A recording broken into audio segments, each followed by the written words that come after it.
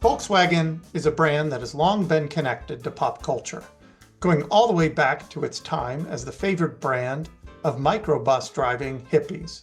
And this year, as part of a campaign for its modern version of the 1960s microbus, the new ID. Buzz electric minivan, Volkswagen aligned with another pop culture icon in Saturday Night Live. Hello, my name is EJ Schultz, news editor of Ad Age, and on this edition of the Marketer's Brief podcast, we'll learn about how VW's sponsorship of SNL's 50th anniversary season came together, including an ad that paid homage to a classic SNL skit. Rachael Zaluzec, VW of America's Senior Vice President of Customer Experience and Brand Marketing, will walk us through that deal, as well as other ways the German brand is staying connected to U.S. consumers. Part of that involves aligning customer experience initiatives with marketing. And Rachael is a pro when it comes to that, given her experience with customer experience as part of an earlier career. She'll also touch on other topics, including her own career journey, which started not in marketing, but human resources. And now, my conversation with Rachael.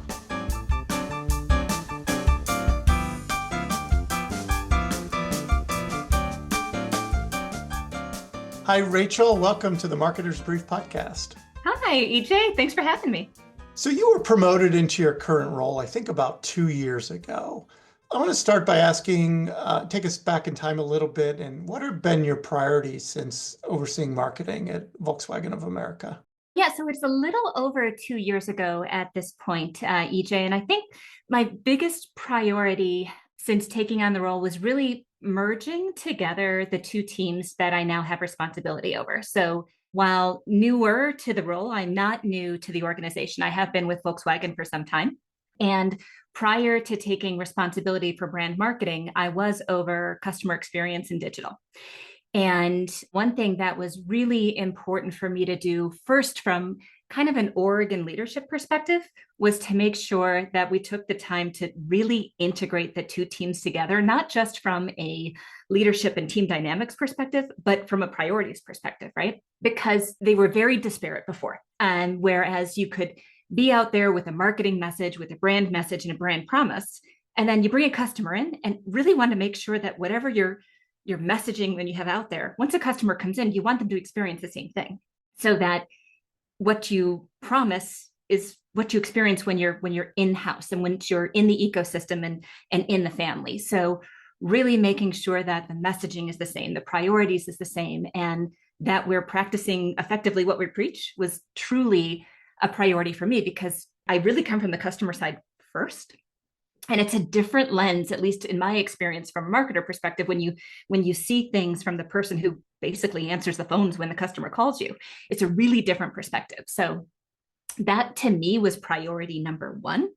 Then from an overall brand perspective, obviously we had some very big brand priorities coming into the last 2 years. The biggest one was obviously launching the biggest launch, quite frankly, that we've had in quite some time with the ID. Buzz. So making sure that we were not only readying the dealer body, but readying the organization for what was finally the long-awaited vehicle coming to market. So what were we doing from priming the dealers? What were we doing from getting the consumers ready? And then ultimately for what we had to do from a breadcrumb perspective, because this vehicle was long awaited, right? Between the bus day that we had on June 2nd, which was June 2nd, more than a year before the actual vehicle introduction, and then keeping it top of mind, but not so far top of mind that people weren't, all right, enough already, where's the vehicle? To the actual, launch. So having the right balance of messaging throughout that period of time. So I want to come back and talk about ID. Buzz in a little minute. But first I want to go back to your point on sort of merging marketing with customer experience, because I think that's a challenge, not just in automotive, but across a lot of brands. I would think you'd have an inherent advantage having worked in customer experience before. Can you give me an example or two of kind of what you've changed and how that experience has helped you as you're trying to blend those two disciplines? I think from what I've changed really is making sure that from a messaging perspective, we look at it not just from a conquest perspective, but I want to make sure that regardless of commercials from CRM, from something in a dealership.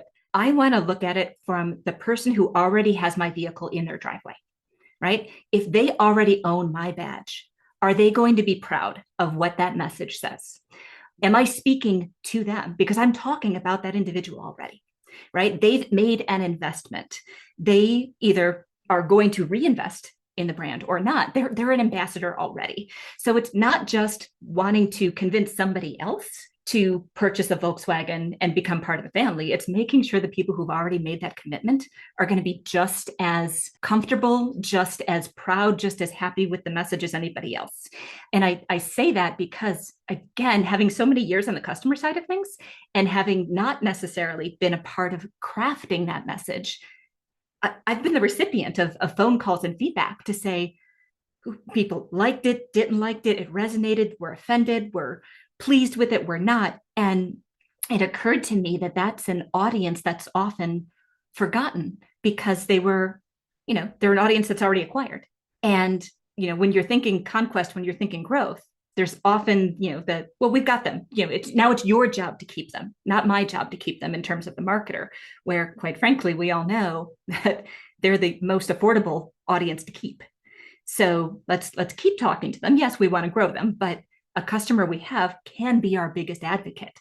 They can be our walking billboards. They can be our walking commercials if we speak to them correctly and if we make them loyal advocates. So making sure that we keep that population in mind in all of our marketing strategies is probably one of the first things that I made sure the team was thinking through as a priority. I don't want to say it was necessarily a change. It wasn't something that they were ignoring, but it probably wasn't first thought the way it's been first thought for me because I lived it for so long. So what are the ways to talk to that current audience? Are we talking about the tone here, or are there other things you're referring to when you're talking about keeping that current user base in mind? A little bit of it is tone. A bit of it is just talking about credibility, making sure that if we're putting a message out there, it doesn't contradict anything that currently exists, because we wouldn't want something to get called out by a current owner or a current base. We need to speak not only to the people we want to bring in, but to the people who already own us. For example, if we want to grow in an existing population from a target group, and we don't already have the right infrastructure to support that target group, then it just doesn't make sense. So we can't go there until we're ready. We can't go there until we've got the support structures, until we've got the aftermarket. Maybe, for example, if we wanted to go to a population who maybe English isn't necessarily their primary language. Okay, we can't necessarily say that we're for that population until we've got the ownership infrastructure to support that group. So thinking about the ownership experience before we're thinking about the marketing experience, that's a little bit of what I'm talking about. So you've got the credibility once you're in before, the marketing message to acquire. So let's talk a little bit about the ID Buzz for folks who are not VW enthusiasts or buyers. This is, of course, your electric minivan. It is the sort of modern take on the classic VW microbus, which is one of the more iconic nameplates out there. It goes back to kind of the Woodstock days, right? Mm-hmm. We prefer microbus to minivan, yes. Okay. One of the things you recently did around your ID Buzz marketing was unique. You guys partnered with Saturday Night Live as part of their 50th anniversary special. And you did an ad that sort of played off their classic, The Californian sketch, which of course I think first aired way back in 2012, featuring Fred Armisen, Bill Hader, Kristen Wiig. Let's take a listen to the spot, and then we're going to talk a little bit about it. Next on The Californians. Karina. Devon, thanks for meeting me at Malibu Beach off the one. I've really missed you. You saw me this morning in Marina Del Rey. But not in Malibu Beach. Wait, Stuart? What are you doing here? I'm out enjoying life in my new Volkswagen ID Buzz. What are you doing here?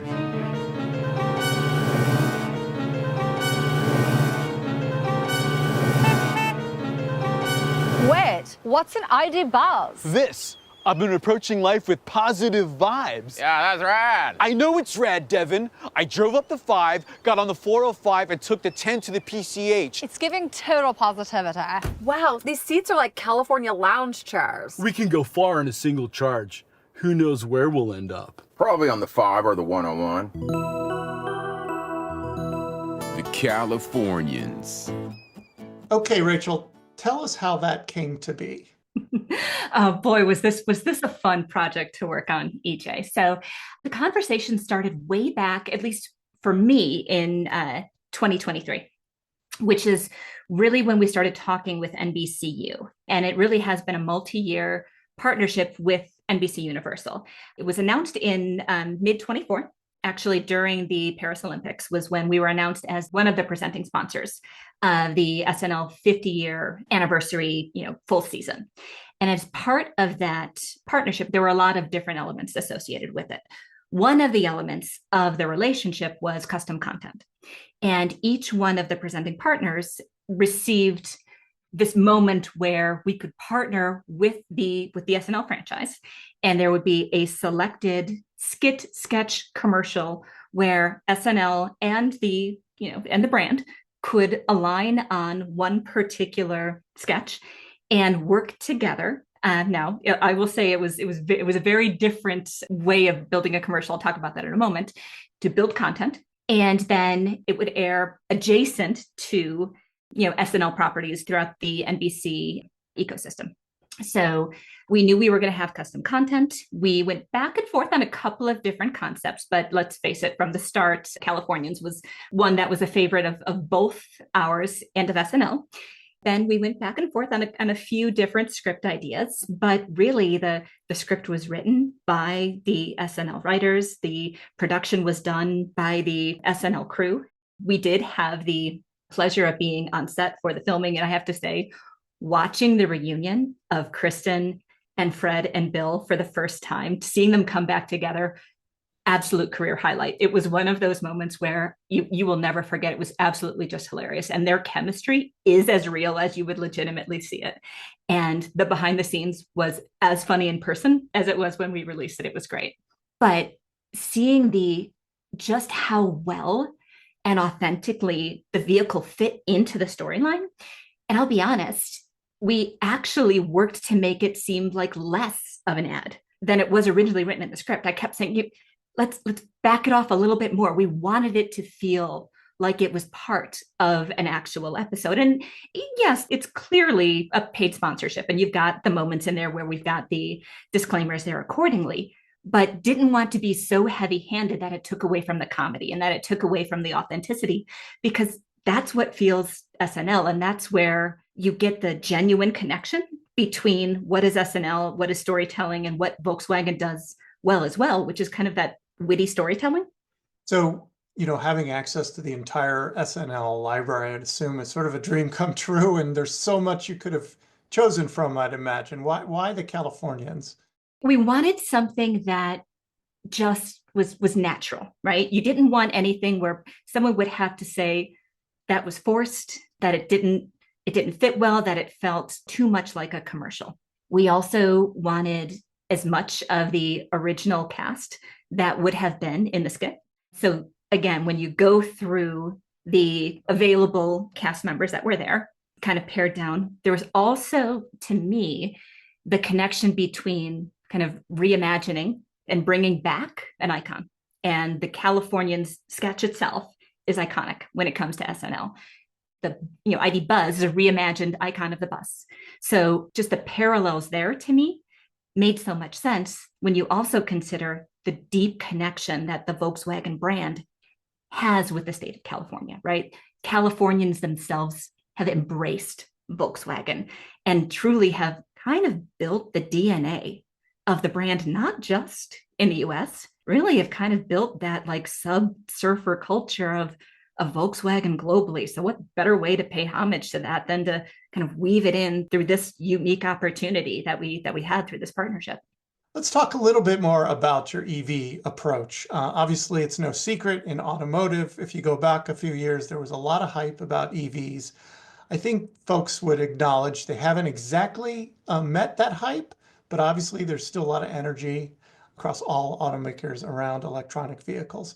How are you approaching EVs right now? We've talked quite a bit about the ID Buzz. I don't think that's your only electronic vehicle. So What do you guys, how do you view that segment right now? Still kind of a minority of all purchases, right? It is still I wouldn't say the minority, but it is still, a smaller segment in the US than I think the entire industry expected it to be at this point. And we really do think there's two main factors that are going to dictate the speed of EV adoption in the US, right? It's going to be, consumer adoption levels, right? Consumer education, consumer comfort with switching to that type of a powertrain. And we still do have an infrastructure issue in the US that we have to overcome. I think it's improving, but we do have a ways to go. But I think Volkswagen and in general, the industry does believe that alternate powertrains are going to be the automotive way of the future. So is Volkswagen still very committed to that path? Absolutely.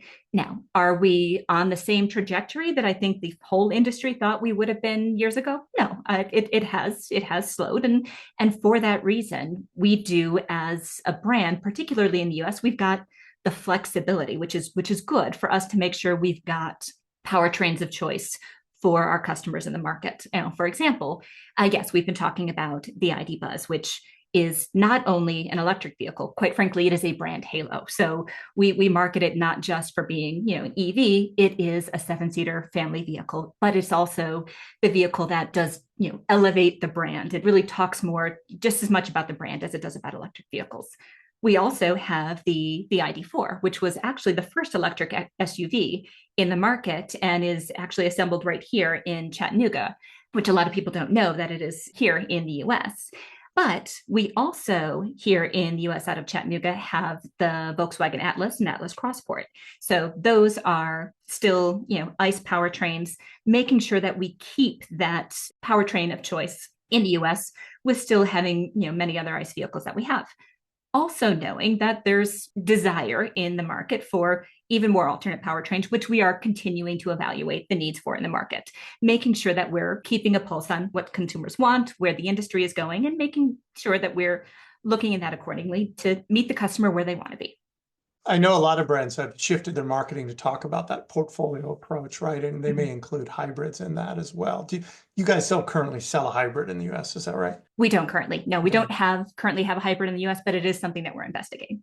I know one of your bigger launches is coming up, right? The Tiguan compact crossover, the next model of that. Can you talk a little bit about how you might be marketing that this year and how big a push that's going to get? Very, very excited. Yes. So Tiguan will be coming in the next few months, I will say.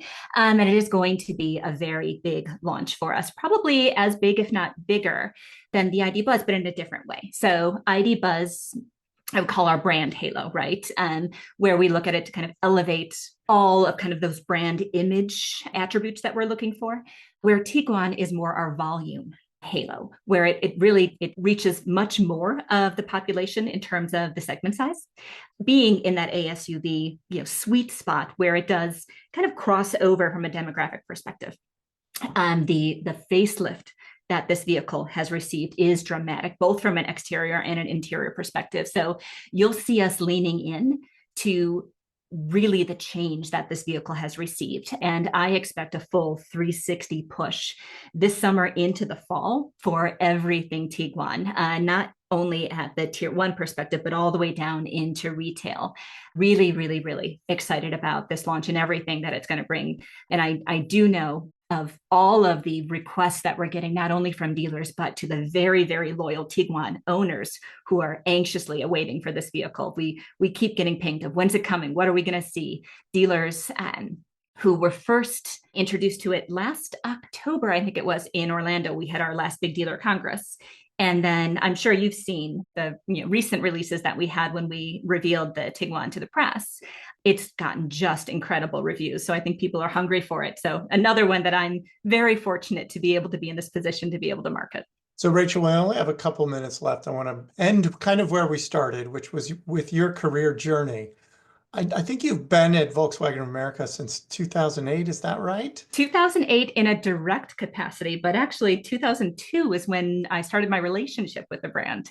So yeah, I've been around a long time. And you got your start in HR, is that right? That's sort of a unique path moving from HR to marketing. Can you talk a little bit about that journey and how you made that shift? I can. And yeah, it is a little bit unique. So I started in human resources, in what was a human resources business partner role. So really the role that kind of consults with the business. And I liken it, honestly, more to the customer side of things, where the business units and the employees were my customers. And it was my role to help kind of shepherd them through the organization, help them find the resources, the tools they needed to be successful.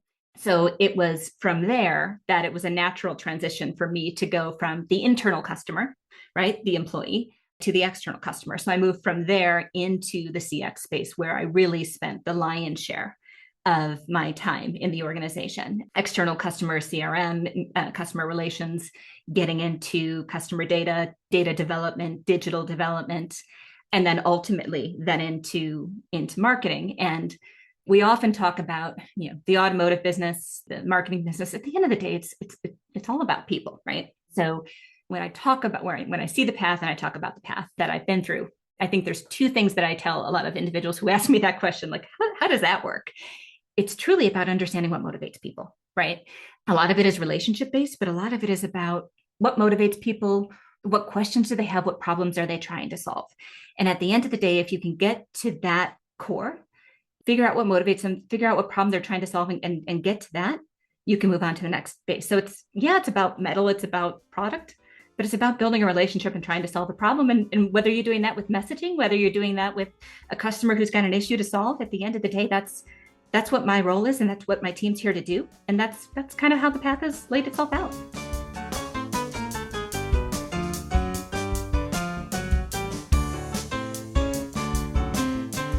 That was Rachael Zaluzec, Volkswagen of America's Senior Vice President of Customer Experience and Brand Marketing. My name is EJ Schultz, News Editor at Ad Age. I want to thank our producer, Lauren Ciardio, and invite everyone to subscribe to this podcast on your favorite channel. We'll catch you next time. Marketers Brief listeners get $40 off an adage.com subscription. Sharpen your marketing edge and visit adage.com/brief for your discount.